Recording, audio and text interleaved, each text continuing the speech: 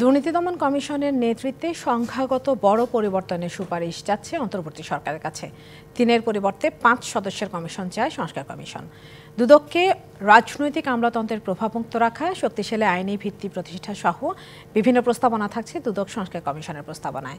চলতি মাসেই ডক্টর মোহাম্মদ ইউনূসের সরকারের কাছে দুদক সংস্কারের প্রতিবেদন দেবে ডক্টর ইফতেখারুজ্জামানের নেতৃত্বে কমিশন।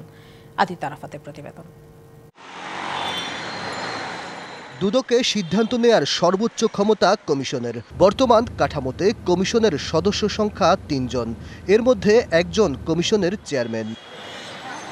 দুদকের সর্বোচ্চ এ নেতৃত্বে সংখ্যাগত পরিবর্তন চায় সংস্কার কমিশন। বাড়াতে চায় কমিশনের কলেবর। ৩ সদস্যের পরিবর্তে ৫ সদস্যের কমিশন গঠনের প্রস্তাবনা থাকছে সংস্কার কমিশনের প্রতিবেদনে। সংস্কার কমিশনের পক্ষ থেকে যে প্রস্তাবনাগুলো আসবে বলে ধারণা করা যায়, তার মধ্যে অন্যতম হচ্ছে দুদকের কমিশনার এবং চেয়ারম্যান নিয়োগের প্রক্রিয়া। উদাহরণস্বরূপ তাদের সংখ্যা কত হবে, কোন পেশার হবে, কী ধরনের যোগ্যতা সম্পন্ন হবে, কতটুকু দল নিরপেক্ষ কীভাবে হবে, এই বিষয়গুলো তো বিবেচনার অন্যতম ক্ষেত্র। আইনে থাকলেও দুদকের নিজস্ব কোনো প্রসিকিউশন ইউনিট না থাকায় নেই সংস্থাটির কোনো আইনজীবী। সরকার পরিবর্তন হলেই প্রসিকিউশন প্যানেলের আইনজীবীদের পরিবর্তন হয়। সংস্কার কমিশনের প্রস্তাবনায় দুর্নীতি মামলার কার্যক্রমকে বেগবান এবং দ্রুত মামলা নিষ্পত্তির জন্য স্থায়ী নিজস্ব প্রসিকিউশন গঠনের প্রস্তাবনা থাকছে প্রতিবেদনে। এছাড়া সংস্কার কমিশনের প্রস্তাবনায় দুদকের নেতৃত্ব নির্বাচনে বাছাই কমিটির স্বচ্ছতা নিশ্চিত করা, কমিশনে প্রশাসনিক আমলা নির্ভরতা কমানো, সংস্থাকে যুগোপযোগী ও আধুনিকায়ন করতে পূর্ণাঙ্গ ডিজিটাল করা, বিতর্কিত ৫৪ ধারা বাতিল, দুর্নীতি সংক্রান্ত অন্যান্য আইনকে দুদকের তফসিলে সম্পৃক্ত করা, দুর্নীতি দমনে প্রতিবন্ধকতা সৃষ্টি করে এমন ধারা ও বিধি সংস্কার করার প্রস্তাবনা থাকছে প্রতিবেদনে। সংস্কার কমিশনের প্রধান জানালেন, তারা কমিশনের বেঁধে দেওয়া সময়ের আগে সরকারের কাছে প্রতিবেদন পেশ করবেন। আনুষ্ঠানিকভাবে আমরা ৮ অক্টোবর কাজ শুরু করেছি, সেই হিসেবে আমাদের ৩ মাস হবে ৭ জানুয়ারি ২০২৫। আমরা চেষ্টা করব এই ডিসেম্বর 31-এর মধ্যেই এটা শেষ করার জন্য। সংশ্লিষ্টরা মনে করেন দুদকের নেতৃত্বে এমন সৎ ও যোগ্য লোককে দেয়া প্রয়োজন, যাতে কমিশনের বিদ্যমান আইন অনুযায়ী স্বাধীনভাবে কাজ করতে পারেন সংস্থাটির কর্মকর্তারা। সেই সঙ্গে প্রয়োজন রাজনৈতিক সদিচ্ছাও। Aditya Arafat, DBC news, Dhaka. বছর শেষের খুশি নগদে হবে বেশি। নগদ পেমেন্টে নির্দিষ্ট ক্যাটাগরির কেনাকাটায় ৩০০ টাকা পর্যন্ত ক্যাশব্যাক। আদিত্য আরাফাত। আদিত্য, সংস্কার কমিশন যে প্রস্তাবনা দিতে যাচ্ছে সেগুলো কিভাবে দুদককে বেগবান করবে? একটা অভিযোগ আছে যে দুদক রাজনীতি এবং আমলাতন্ত্র মুক্ত নয়, যেটা আপনার প্রতিবেদনেও আমরা দেখলাম। সংস্কার কমিশনে এই নিয়ে কোনো প্রস্তাবনা আছে কিনা? ইরশাদ, আপনাকে শুরুতে জানাতে চাই যে ১৯৫৭ সালে তৎকালীন পাকিস্তান সরকার দুর্নীতি দমন ব্যুরো প্রতিষ্ঠা করে দুর্নীতি দমনের জন্য, কিন্তু এই দুর্নীতি দমন ব্যুরো ছিল সরকারের অধীনে। এই জন্য স্বাধীনভাবে দুর্নীতি দমন ব্যুরো কাজ করতে পারেনি।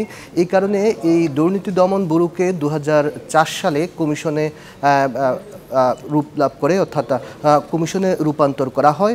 এবং কমিশনে রূপান্তর করার কার্যক্রম যে কারণে করা হয়েছে সেটি হচ্ছে যে দুর্নীতি দমনে স্বাধীনভাবে যেন কমিশন, অর্থাৎ দুদক যেন স্বাধীনভাবে কাজ করতে পারে, সেজন্য আইনের যে কাঠামোগুলো রয়েছে এবং সেই দুর্নীতি দমন আইনগুলোকে শক্তিশালী করা হয় এবং কমিশনকে স্বাধীন ঘোষণা করা হয়।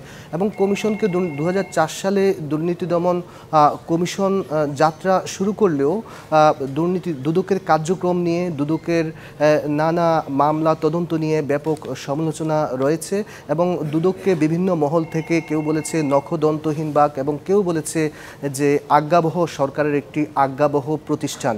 দুর্নীতি দমন কমিশন রূপে রূপান্তর করা হলেও দুদকের বিভিন্ন কার্যক্রম নিয়ে যখন সমালোচনা চলছিল, এমন প্রেক্ষাপটে আপনি জানেন যে জুলাই আগস্ট গণ অভ্যুত্থানের পর অন্তর্বর্তী সরকার বিভিন্ন যে কমিশন আছে, রাষ্ট্রের যেসব কাঠামো রয়েছে সেগুলোকে সংস্কার আনার উদ্যোগ নেয় এবং সেই সংস্কারের উদ্যোগের অংশ হিসাবে দুদককেও সংস্কার আনার উদ্যোগ নেওয়া হয় এবং সংস্কার কমিশন গঠন করা হয়।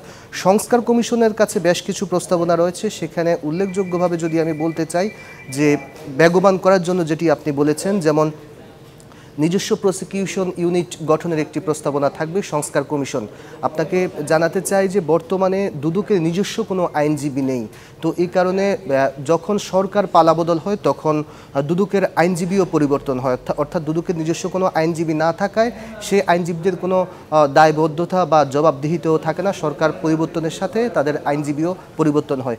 এই জন্য দুর্নীতি দমন কমিশনের যে সংস্কার কমিশন গঠন হয়েছে তাদের পক্ষ থেকে প্রস্তাবনা থাকছে যেন সংস্কার কমিশনে যেন প্রস্তাবনা যেটি দিচ্ছে যে সেটি হচ্ছে নিজস্ব প্রসিকিউশন ইউনিট গঠন করা এবং বিচারিক কার্যক্রমকে শক্তিশালী করা। এছাড়া যে মানি লন্ডারিংয়ের বিষয়ে এখন বর্তমানে বিদ্যমান যে মানি লন্ডারিং আইন, সেই মানি লন্ডারিং আইনে রাষ্ট্রের বিভিন্ন প্রতিষ্ঠান অর্থ পাচারের তদন্ত করার ক্ষমতা রয়েছে।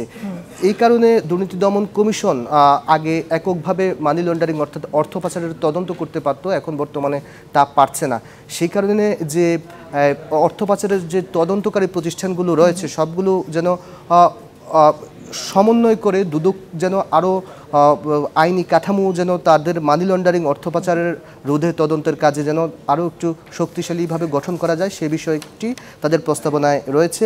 এছাড়া প্রেষণে যে লোকবল আনার ক্ষেত্রে সীমিতকরণ এবং স্বচ্ছতা এবং জবাবদিহিতা যেন নিশ্চিত করা হয়। লোকবল নিয়ে একটা বড় ধরনের প্রস্তাবনা আছে। হ্যাঁ, লোকবল নিয়ে প্রস্তাবনা আছে এবং যে জিনিসটা আপনাকে মোটা দাগে বলতে চাচ্ছি, যেটি আমরা প্রতিবেদনেও দেখিয়েছি, যে বর্তমান বিদ্যমান কাঠামোতে দুর্নীতি দমন কমিশনের সদস্য সংখ্যা 3 জন, অর্থাৎ একজন চেয়ারম্যান এবং 2 জন কমিশনার।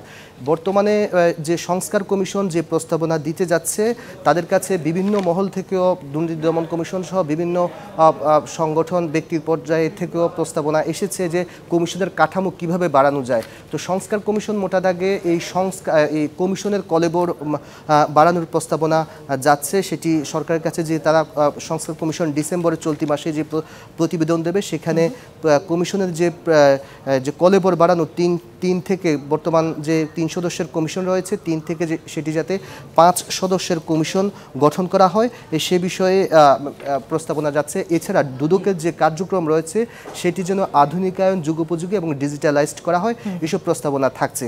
আর মোটা দাগে যেটি আপনাকে বলতে চাই যে দুদকে যে যাতে আমলা এবং রাজনৈতিক প্রভাবমুক্তভাবে দুর্নীতি দমন কমিশন যাতে কাজ করতে পারে সে বিষয়ে সংস্কার কমিশন সুনির্দিষ্টভাবে সরকারের কাছে প্রস্তাবনা দেবে। জি আদিত্য, আপনি একদম পরিষ্কার করে বলছেন, অসংখ্য ধন্যবাদ আপনাকে।